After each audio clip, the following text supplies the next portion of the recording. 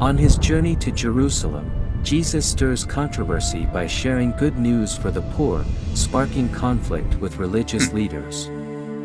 This tension sets the stage for the well-known parable of the Prodigal Son. Jesus hosts these gatherings to symbolize that God's kingdom is accessible to the ailing and the needy. He also participates in feasts alongside the religious leaders of Israel, criticizing them for being a snobbish, exclusive social group. He then shares a famous parable, and it goes like this. A father had 2 sons. The elder son is loyal and respectful. The other one is a wreck. He rebels, claimed his inheritance, and wasted it on parties and stupidity. Later, a famine hits, and he runs out of funds. He ends up caring for someone else's pigs to survive. He's starving, and thinks of eating it.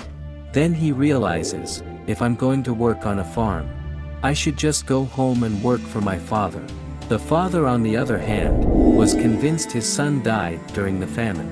Then, one day, he notices someone strolling down the road. It's his son, alive. The father rushes to him, hugs, and showers him with kisses.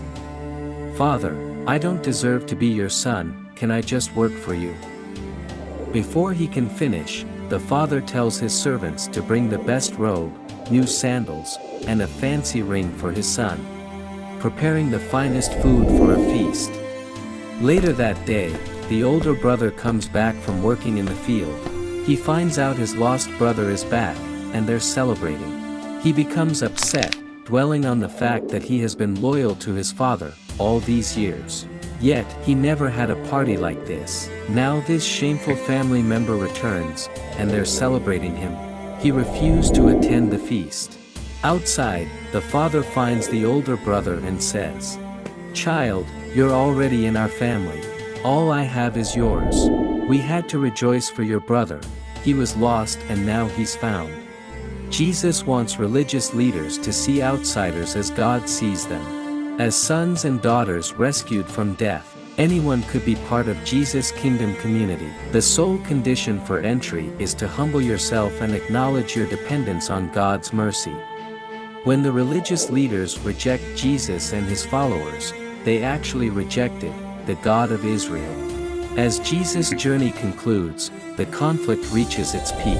He's heading to Jerusalem for Passover, and they're scheming to end his life.